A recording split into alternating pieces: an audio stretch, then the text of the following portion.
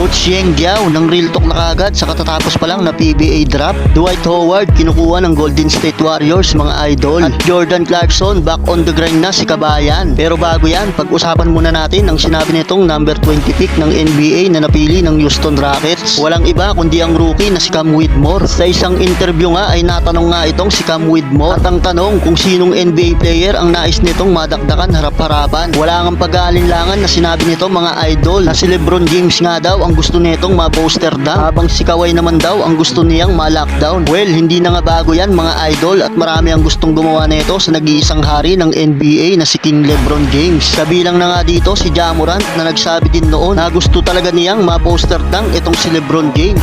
At kita naman na ilang beses na nga tinangka ni Morant na i-poster dunk itong si LeBron. Even na kahit na halos ma-injury pa ito. Isang rookie pa lang ang nakakapagpatigim ng poster dunk kay LeBron James. Walang iba kundi ang Boston superstar na si Jason Tatum mga idol. Nangyari ito noong 2018 pa mga idol, nung Cleveland days pa ni King LeBron James. Eastern Conference Finals nung magkasalubong ang landas nila, Cleveland Cavaliers laban sa Boston Celtics. Matindi-tinding salampak ang ginawa ni Tatum dito kay LeBron.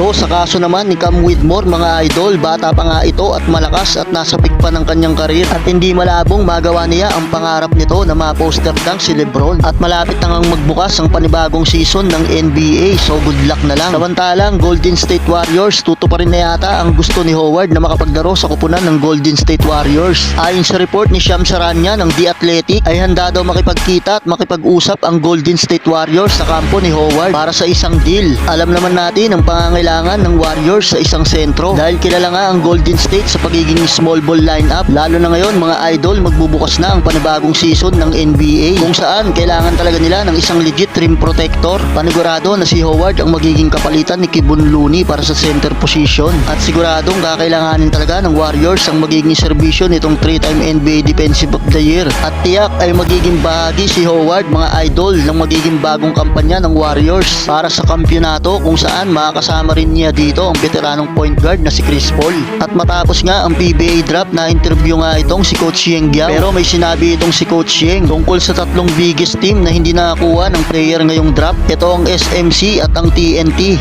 Ayon kay Coach Yeng, ito na daw ang pagkakataon para samantalahin upang magpalakas ng kupunan gamit ang mga talented player ngayon na nakuha nila sa draft. Kaya lang ang problema daw sa ambit ni Coach Yeng baka 1 or 2 years daw ay sa mga bigating teams din daw ang maging bagsak ng mga talented draftees na nakuha nila ngayon sa PBA draft. Well, kung sa bagay ay mukhang may punto naman dito si Coach Yeng kung saan tulad ng sinabi nito ay baka maging incubation nga lang sila ng mga young talented player na pagkatapos nilang hubugin ay iba rin pala ang makikinabang. Well, hindi na tayo magtataka dahil nangyayari talaga yan dito sa ating liga, dito sa PBA. Para sa huling update, Jordan Clarkson back on the grind na si Kabayan mga idol. Mukhang naghahanda na si JC para sa pagbubukas ng panibagong season sa NBA. Eto nga, panoorin natin ang shooting drill ni Kabayan Jordan Clarkson na halos hindi sumasablay mga idol.